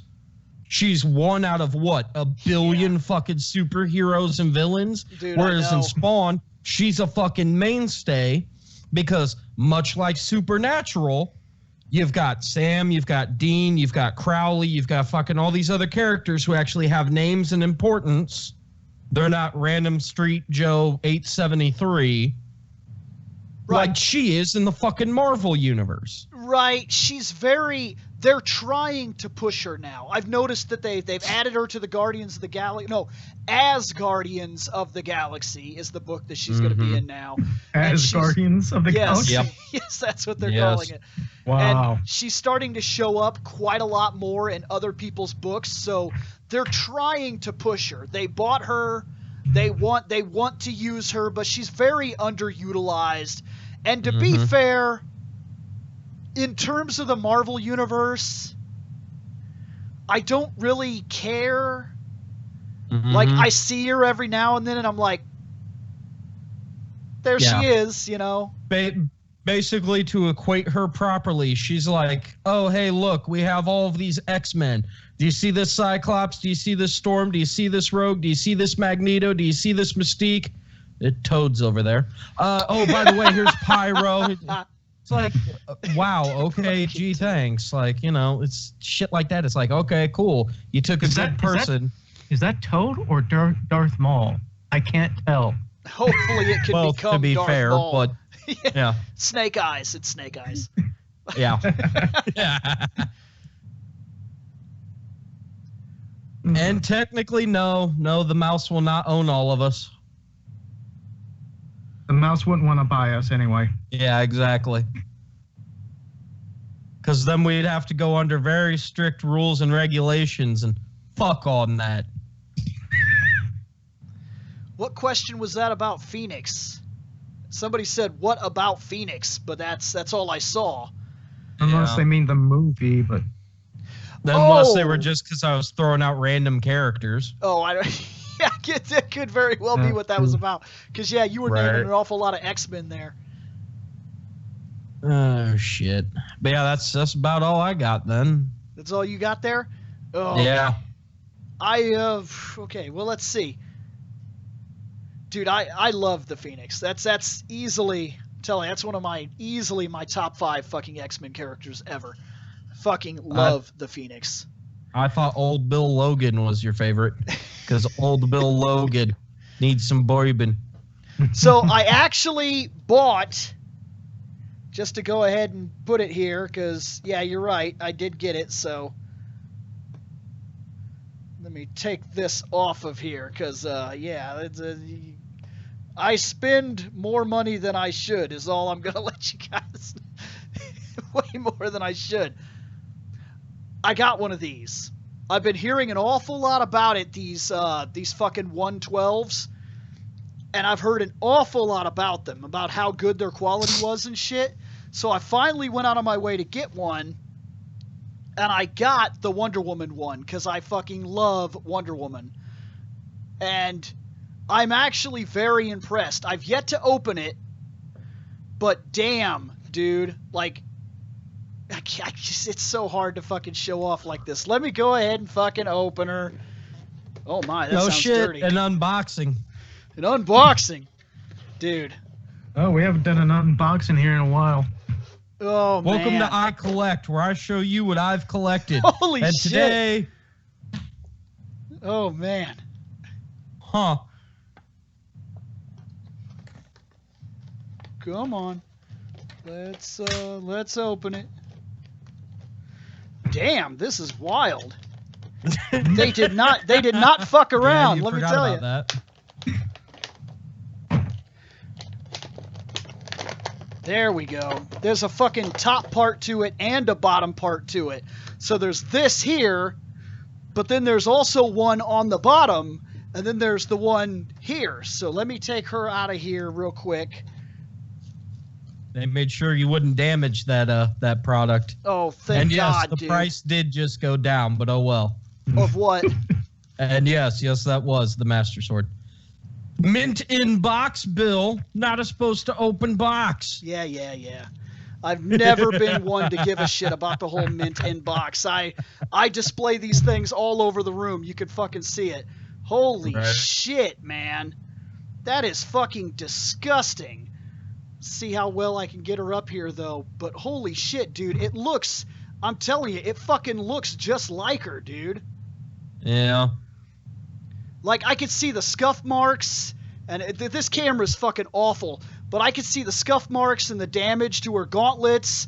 You could see it all down her legs and shit like that.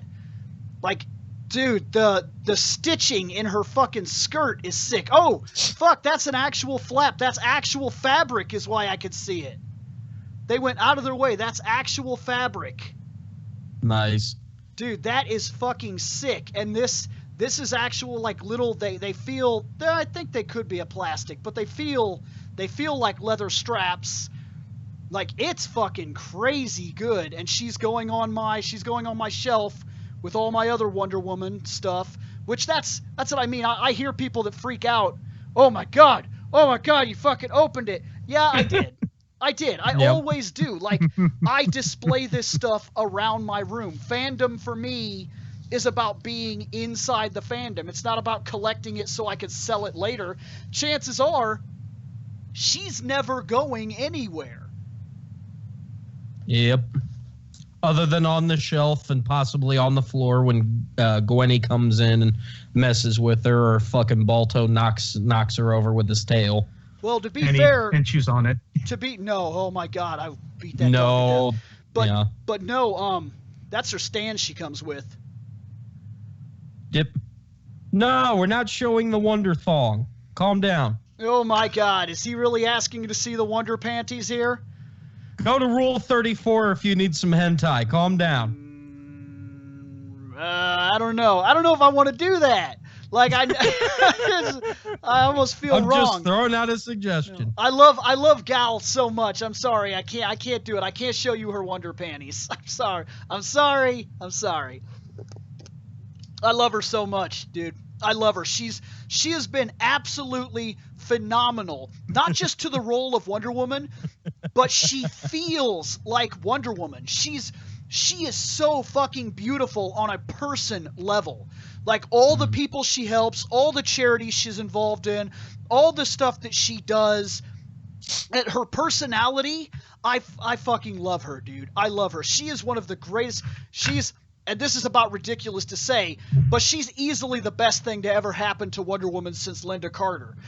Technically speaking, that's the only thing that really happened for Wonder Woman, but I love her. She has been a fundamental, perfect status of a person that has got to be Wonder Woman. And there's been voice actors and shit like that, but nobody amounts to the amount that she's done with that character and with the power that character has given her to influence and to be so. She's beautiful. I love her to death, man. Yeah, because fair enough, because as soon as you're like, Linda Carter's the only other thing, I'm like, well, I don't know. I do kind of remember this Super Friends with Aquaman. Oh my god. And Batman and Robin. And it's like... I've liked some of the voice actresses. I actually liked the one that played in our Justice League cartoon. I thought she was solid. And I actually believe that it would have been cool if she would have gotten more time. But Xena played Wonder Woman for one movie. It is in she plays the voice actor. She's the voice actress in oh god damn it. It's oh, I can't believe I'm forgetting the name of this movie. It's where they all look like they're from the 30s. Oh, shit. Damn it. How am I going to fucking forget this? Turn around and look back here. New Frontier. It's right there. It's on my shelf. Okay. New Frontier was the movie. Yeah, that was fucking great. She plays Wonder Woman in that, and she just fucking sounds awesome. So perfect. So perfect. But yes... Gal, I fucking love Gal, dude. I'm telling you, they could not have done better for that character. They couldn't have. It would blow me away if you're going to show me a Wonder Woman that could actually be better than what they've got right now. And that's the reason it scared the hell out of me when I saw that DC seemed to look like it was failing. Because I was like, man, these movies cannot fail. These movies cannot fucking fail. Because if they fail... that's the only part I even care about. They're like, oh, we're gonna lose Batman. We've lost Superman. I'm gonna be honest. I don't give a fuck. I think that Ben did great. There's still one more Wonder Woman movie, so. I think that Ben did great. I think Ben has been an absolute wonderful Batman. I really, truly do. I really never got into Henry Cavill.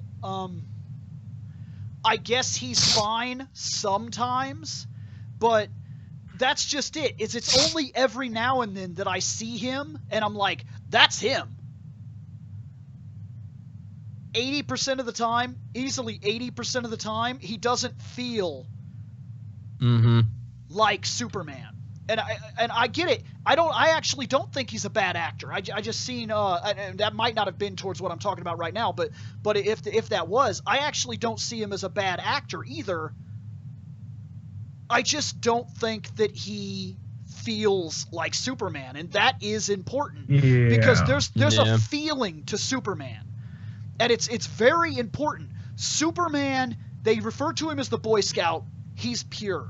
He's one of the purest things in that universe. He is the pinnacle of what we wish we could be. We wish we could forgive. We wish we could be that strong and still that forgiving. We wish we could be that on top of it and that strong and have to deal with things that violent and that disgusting and still be able to smile at the end of the day and tell everybody it's going to be all right. Yeah, to me, the only best Superman that we've ever had was Christopher Reeves. I actually think that the second person on my list, and this is going to sound bad, I think that Brandon got shafted. I think Brandon Roth could have played Superman. I think he looked the part. I think he felt the part. I think I believed it when I seen it in his eyes. I could see it. He was Superman. But that movie fucking sucks. Yeah, I mean, he did great from what he was able to do to mirror Christopher Reeve's Superman. And I don't know if it was the direction or the script. I would also like to see Tom Welling, and because of what they've been doing with the Flash, with all these crossover universes and whatnot, and the fact that even the old Flash is coming back. Yeah, the 90s Flash is coming back. And they've already kind of jumped into other universes and whatnot, and they're about to introduce another Superman. Not another Superman, but the Superman from Supergirl is about to come into the CW through the next event. I actually think that there is still a chance that Tom Welling could play Superman in costume someday. We just gotta wait for it. The Flash is the ticket to making it happen. Right. Yeah, isn't that supposed to be in December when we see that on TV? I believe so.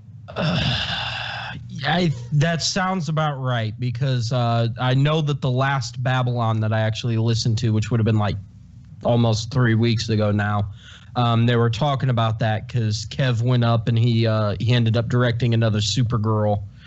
And he was like, oh, yeah, no, they already started working on that shit, so they're already shooting it. So more than likely with the way that the TV industry works and that, probably, yeah, it's going to be either sometime a little after Christmas, if not like middle of January type of a thing. Okay, that was Pages. If you are interested in rehearing this conversation in just this one part, Pages, of course, will go up on Pages of Fandom RSS feed later on after this has, of course, been fully uploaded to YouTube. So, and in typical fashion, I get to it when I get to it. Okay, next, this is the final segment. We are starting the new show now, the new discussions. This is the first part of what will become Who Trek. This is the Doctor Who, Star Trek discussions, because they seem to always come up. I'm always looking for a reason to talk Star Trek and Who and things of that nature. And I'm actually thinking that this might be called Star Who Trek. The reason for Star Who Trek is that we can also get some Star Wars conversations in here too. Well, concerning one recent news article, it kind of ties into Doctor Who and Star Wars, so... Well, then from now on, I'm changing the name right now. Here it is. We are officially naming this podcast when it goes up on the RSS feed. This is the Star Who Trek. Star Who Trek, bitches. Which means now I have a big debate here. Do I dip out because it was originally just going to be Who Trek, and I got nothing to say on either one because I've always been more of the Star Wars guy, but or now, do I hang out? Oh yeah. Shit. I'll work on the new logo at some point. Fair enough. Because we're gonna need that to start a new feed. It won't go up for a while. these are definitely, we'll probably get the first 2 of them, maybe even the first 3 of them on here before we ever move on to, actually having the RSS feed up. But this is it. Okay, so far, here's the discussion pieces that we have. We have top 5 doctors, top 5 captains, too many of the same releases, favorite episodes for any one of the series, that be Doctor or Star Trek or Enterprise or yada yada. Who should... This one I actually want you to start. This actually interests me. Look, some people want to get into Doctor Who, but you're talking about a huge fucking ridiculous legacy, okay? Oh, yeah. Where do you start? To be honest... Because some people would say that you want to start at the very beginning, but you're talking about something that's extreme, and some of it's almost impossible to find, isn't it? That's what I was going to say. Some of the early stuff is going to be impossible to find, especially some of the later original Doctor and some of the second Doctor. But that's where most people point at the 9th Doctor, which is where the reintroducing takes place with the Christopher Eccleston's take of the Doctor. And that, I think... Since that's the lineup, though, and I got to pee, I'm going to dip, though. Okay. So, later, guys. Later. I'll still be in chat. Just let me take a piss. All right. But the Eccleston's 9th Doctor is one that people can easily jump into because they have it on most physical medias and digital medias to actually have a starting point for. And there is some of the original Doctor you can jump into as well. Okay. Even though a lot of people who are just jumping on now might get a bit confused because of the newest female Doctor. Why would that be a bad jumping on point? Well, I wouldn't say bad, more like weird. Especially if you watch the first episode where she says, "Oh yeah, about an hour ago I was an old Scottish man." Yeah, but I imagine it wouldn't take too long to figure out, or at least be told, that the Doctor reincarnates. Yeah, the Doctor regenerates every time when he's about to die. But there's been like a few cases where he doesn't want to regenerate and just simply dies, but he can't because plot-wise. So you're saying that possibly for jumping on, you're saying probably start on 9? Most people jump on with 9 during the reintroduction, but I would say if you're able to, at least go back and watch some of the first one. Well, okay, reversing this question for Star Trek, if I had to tell you where to start, a lot of people would say, look, I've wondered about people if they should start chronologically. So they should start on Enterprise, where it's more grounded in our reality, but Enterprise kind of rubs people the wrong way sometimes. Some people really don't like Enterprise. I myself did actually enjoy it. I thought it was nice that it was kind of removed, that it showed some stuff was wrong. You have to let certain notions go, but I did like the idea that it felt more grounded in something that we could actually do. But for Star Trek, I still think that if you need to start somewhere, you really should start at the beginning. You really should start with the original crew. And here's the thing. Maybe you're not into testing the water with a series that's that fucking big. So I would suggest that if you have an interest in Star Trek, watch the movies first. Watch 2, 3, 4, 5, and 6. And get yourself an understanding of the original crew and the personalities that exist. Then, once you start to grasp onto those characters, you may appreciate the original series despite its age. Because for some people, not me, but for some people, that's a big fucking deal. They can't get over how old it is, how it looks the way it looks, and plays the way it plays. Some people can't handle that shit. Yeah, for me, I was growing up, and was thrown into with the original Star Trek movie, with the Wrath of Khan, Search for Spock, Voyage Home. That's how I got thrown into Star Trek. Okay, so what about this one? Let's reverse the question again. Where do you think people should start for Star Wars? Because now we're moving on a 9-movie empire with side stories involved as well. And there's technically a giant series that takes place in between a couple of the movies. There's 2 series now because there's Rebels and there's the Clone Wars, and then there's the other Clone Wars before that. This is a lot of content to get into. Yeah. And it's you could say that about a lot of this stuff. I mean, even with Doctor Who, there's a lot of content that most people don't know. So yes. Now, here's the thing. I've heard some people say to run it in chronological order.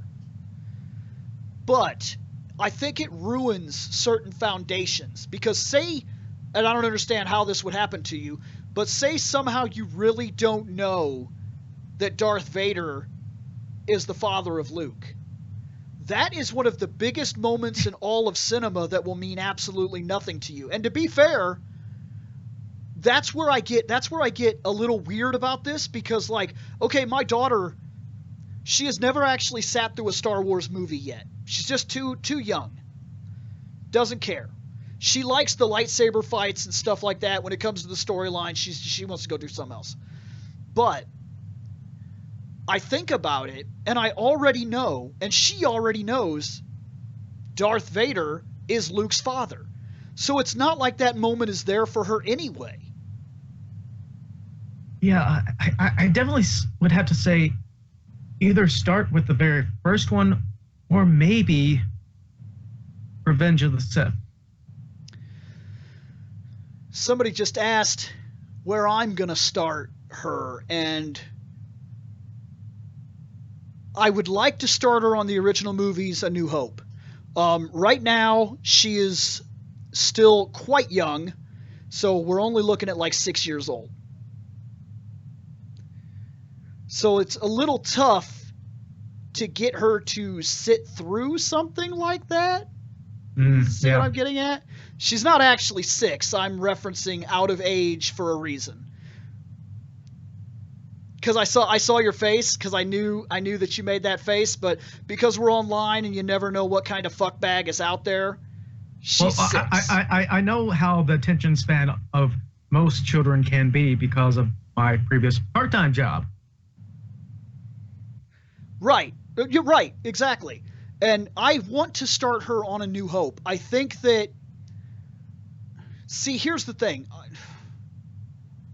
It is where I started. But at the same time, it's been on my mind that if I do that, if I start her there, it's almost like a guarantee that she will hate the prequel movies. Because that tends to happen, where you see the original, and then coming off the original, a lot of people do not like the prequels. And I don't think the prequels are necessarily bad. I don't think they're great by a long shot.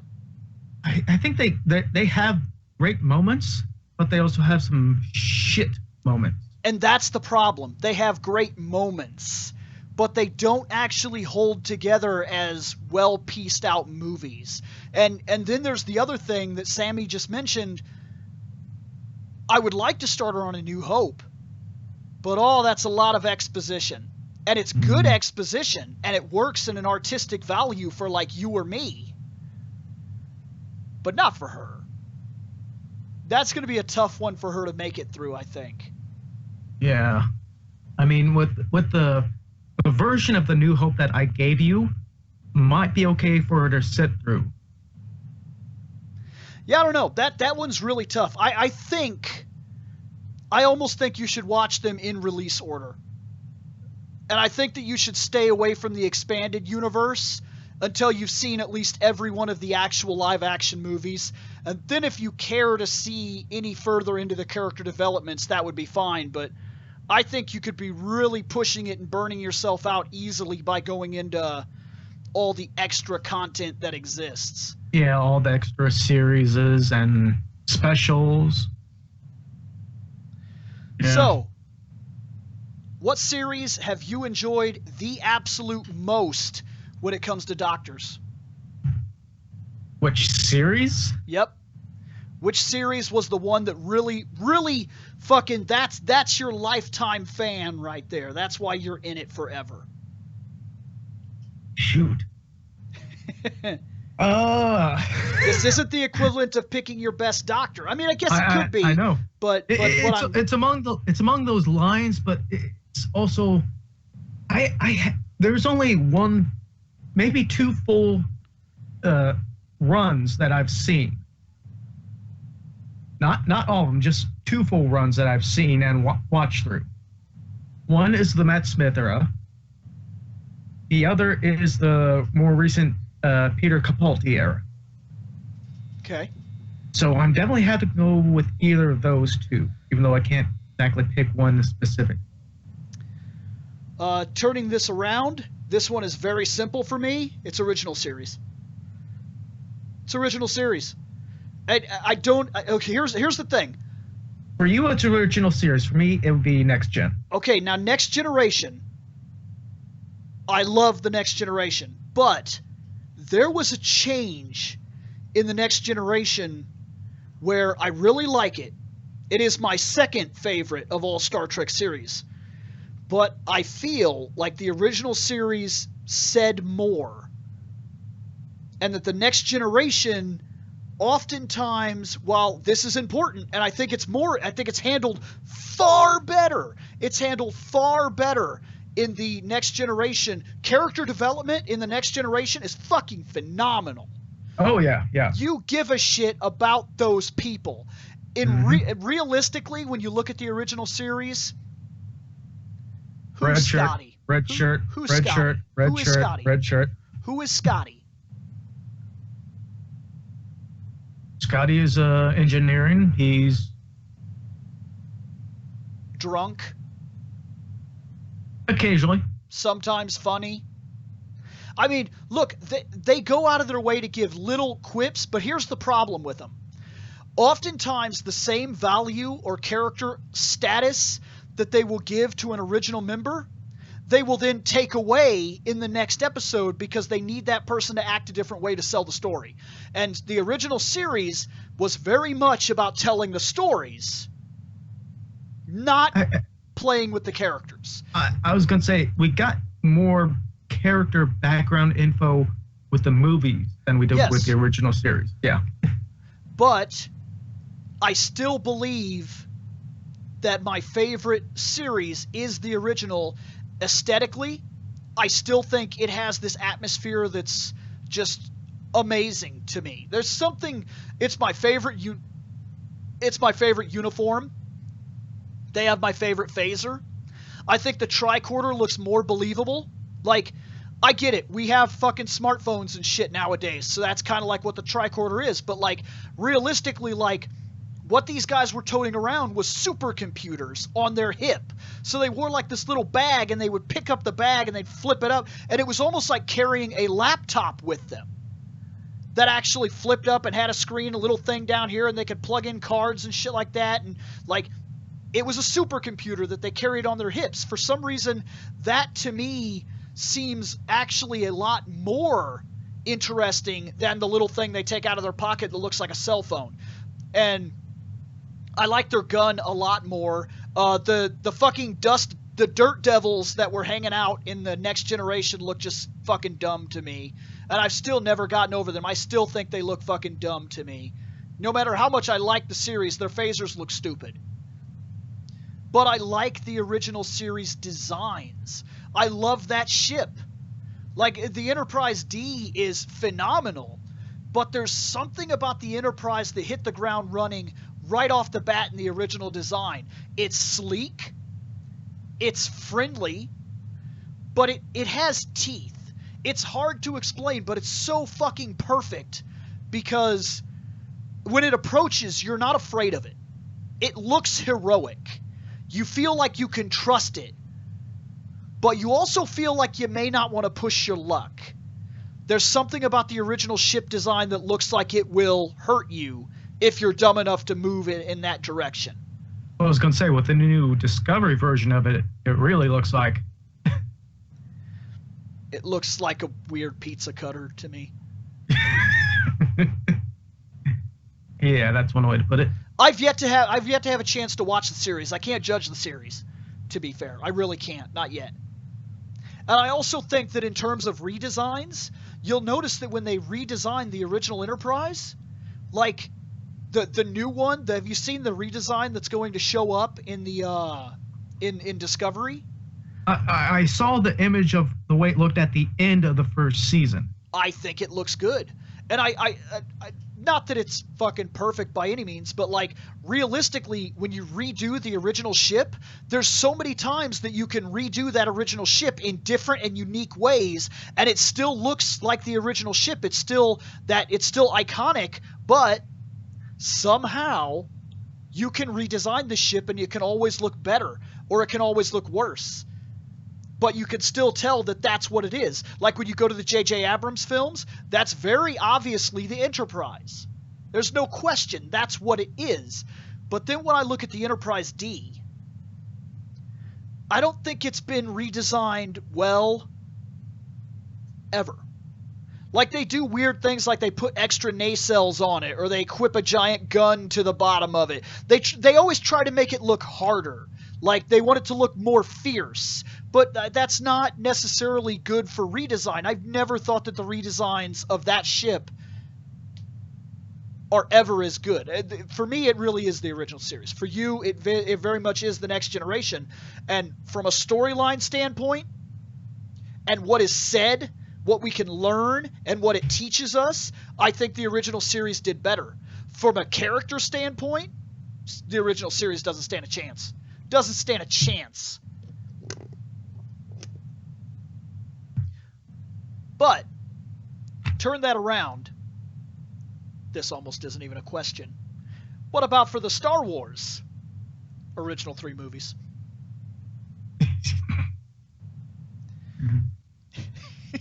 I mean, really? I think for both of us, it is going to be original. That's almost trilogy. not. It's almost not even a question. Like it's almost dumb to even bring it up. Like, which one did you like? Get the fuck out of here. We know what one we liked. And it's not just nostalgia. It's not. There are people that are young enough to have grown up and started in the prequel series and whatnot, and it just I can sit back and ignore some of my nostalgia and prove to myself when I'm being overly nostalgic and when I'm actually looking at things objectively. And one of the ways that I do that is actually with my wife. My wife did not like any of this shit. She liked Sailor Moon, right there, and that's it. That's it. She didn't like Power Rangers. She didn't like Pokemon. She didn't like Star Wars. She didn't like Star Trek. She didn't know any of this shit.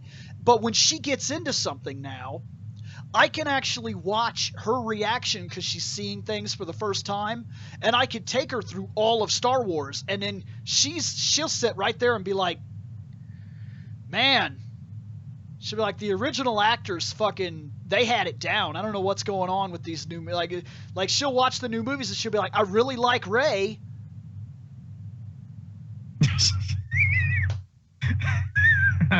You know what I mean? Like, and that's when it really hits me that it's not always nostalgia, that sometimes the original stands out. Sometimes the original stands out. Yeah. I mean, for me, like I said before, the reason I would say, like, at least Revenge of the Sith is because there was so much stuff from Attack of the Clones and the Phantom Menace that we don't really need. Okay, so here we go. What are your top 5 Doctors? Do you know? Well, I got the list in front of me. Let's hear them. And these are subject to change at any time. Of course, and they're not necessarily in liking order. These are your top 5 people you most like. Yeah. Okay. Yeah. So let's start with number 5, the very first Doctor. Okay. And he's the one that started all off as far as what we can see and tell with the first series, even though, of course, story-wise, he might not be the first version. Right. I've heard that. Yeah. So from there, we go to Tom Baker, the Fourth Doctor, who it was really and kind of still is popular to this day. Okay, so that's 2. Yeah, that's the one with the scarf and the jelly babies and stuff like that. Okay. Where to now? Third is Peter Capaldi's Doctor. Okay.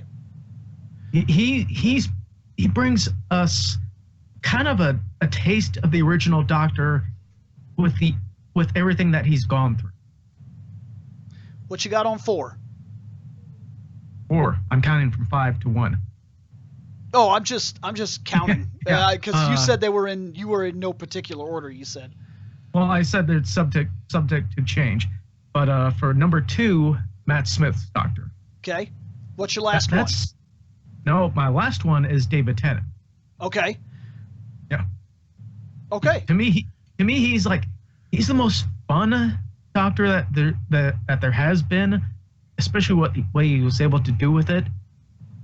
But man, there's like so many other good Doctors that there were. It was hard to try and make 5. Okay. So now I'm on. This is ridiculous. 5 captains. I know I got 3 of them. Okay. For me, it's turning this question into a Star Trek question is about ridiculous because if we're talking mainstay captains of the series, that's pretty much 5 captains. Now there's 6. I was gonna say for me, it's just 3 that I really know, and okay. It's like Janeway, Kirk, and Picard. Okay. That's it. For me, 5 captains that really stand out, that really, really trigger me, they interest the hell out of me. Of course, there's Captain Kirk. Come on, guys. Really? Of course there's fucking Captain Kirk. I could go on and I could expand on the reasons why, but look, let's be honest. It's Kirk is in there, okay? Picard is in there. I like Picard. I like Archer. I really do. I like Janeway. But Janeway is going to fall off my list here. There's a reason. I'm going to put Sisko on my list. Okay? And I'm not going to put Janeway on my list. And there are reasons to it. And maybe we will really go into that on a more in-depth, but we're coming across the end of our show right now. So I'm not going to go into it right now. Just keep in mind that might be a topic later on why Janeway doesn't make my list. So if Janeway's off my list and Sisko added my list, I have a fifth captain. Who does my 5th captain? Who is that? I'd guess either Spock or Pike. It's Pike. It's Pike. I think that we missed an opportunity, an amazing opportunity, when the original series launched its pilot and it got shut down. When it got shut down and they had to do the other pilot and they brought in Captain Kirk, I love Captain Kirk, but I've often felt like we missed out on a tremendously awesome series. I think that a series following Christopher would have been amazing. Hopefully, with the way Discovery is supposed to be with the 2nd season, hopefully we'll be getting to see some of the actual Pike in it. I think that what he was interests me. Look, all the fucking time, all our captains are heroes. All the captains are heroes. Every captain we've had. Really stop and think about it. Kirk is a fucking hero. Picard is a fucking hero. They're all fucking role models. They're all heroes. They're all fucking flawless, perfect fucking people that we look up to. Even if you can pick out some flaws, that's just what it is. But really think about it. Chris was not. Hell, the opening of that episode, they receive a distress signal that's pretty old, and he said, "Is it automated?" And they're like, "Yeah, it is." And he's like, "Then we ignore it." And they're like, "Hey, well, there's fucking people dying over there, Captain." And he's like, "Listen, can we prove it? Because what I can tell you right now is that we actually are dying. Our people are fucking dying. Okay? Let me explain something to you. There's nobody out here to save us. Nobody. We are on our own. And truth of the matter is this. We got to be able to take care of ourselves before we could take care of someone else." That was a part of his philosophy, and he was tired of making very profound decisions that would sometimes get people killed. He didn't want that kind of responsibility. It ate at him. He was a natural-born leader, but that didn't necessarily mean he wanted to be a leader. It was something he kind of fell into. He was questioning whether or not he even wanted to continue his service.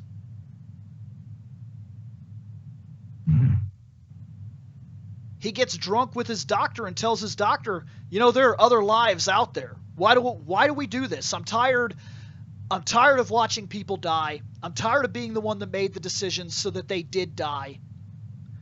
I'm tired of always being out here. I'm tired of seeing the same fucking color walls every day. But at the same time, these people depend on him and they need him. And that need, that want, the fact that he was a natural leader, he stepped up, even though he was reluctant and didn't actually necessarily want that spot. That intrigues me, because that is true leadership. Leadership, or I guess if I have to put it in a different way, to steal something that I've heard a fucking Transformer say, destiny rarely calls on us in a moment of our choosing. That's a good line, and it makes a lot of sense. Christopher might have become a captain, and he might have been one of those let's fucking do it guys.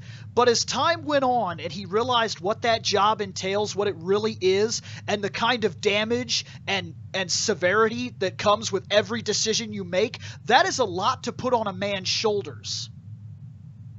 And maybe it is the true hero that steps up because it's time for him to step up, not because he was a born fucking hero. That interests me, and that's why he makes my list over Janeway. But there are other reasons that Janeway dropped off the list. We'll get to them at a different time. Turning this around, we have to finish one more. This will be the end of it. Star Wars. 5 people. Wow. Han Solo. That's easy for me. Luke Skywalker, that's easy for me. Darth Vader, that's easy for me. The Emperor, that's easy for me. I need one more massive, standout, unforgettable favorite character from that era. I think she's on your wall. It probably is Leia, to be fair. Because Leia was the first time that I saw a woman, and I was a little kid. But that was the first time that, like, you're growing up, you're on the playground, it's fucking haha girls, and girls are weak, and you fight like a girl, and there's always that kind of attitude when you're growing up. And she was the first time ever that I saw a woman who I could not treat that way. I couldn't. It would have been wrong for me to do so, and I would have been a real idiot for doing so, because she'd have whooped my ass for it. What's your 5? And then we're done here. My 5. Definitely going with Obi-Wan Kenobi. Okay. See? Oh, there's so many good ones. But, man, yeah. I love that Emperor. So, I mean... Obi-Wan Kenobi, Luke Skywalker, Chewie, Leia, Yoda. Okay, see, and Yoda and Qui-Gon are so fucking... I like them so much, and I want them on my list, but I can only pick 5, and the Emperor and Solo and Luke take up 3 of my spots right off the bat, and Leia has to be on there, and who doesn't? I mean, I have to pick Darth Vader. He's easily the standout evil villain of my childhood and my adulthood, for that matter. I think if I would have done Vader/Anakin, I would have definitely have put Vader down more than Anakin because of I don't like sand. Hate sand. All right, that was the first live cast for the What's Up. Thank you for joining us. Oh man, Mace Windu, he just fucking see. There's so many fucking good ones. There's so many good ones. Dude, that's a hard list. We might have to come back. I'm probably gonna re-add this. Give us time. Yeah, we're probably gonna have to make another list at some point. Damn, dude, Star Wars is a tough one. You really break it down. Look, guys, that was it. That was the What's Up. I hope you guys enjoyed it. I certainly did. I was real happy to see everybody come in and hang out with us. This is going to become, if we do this right, if this hits off the way I want it to, this will become an every other Saturday thing. So stick with us. Thank you for hanging out with us, guys. We will try to get more people of the cast in next time. And let me get this phone out of my way now because I don't need it. Thank you, guys. And I guess good night.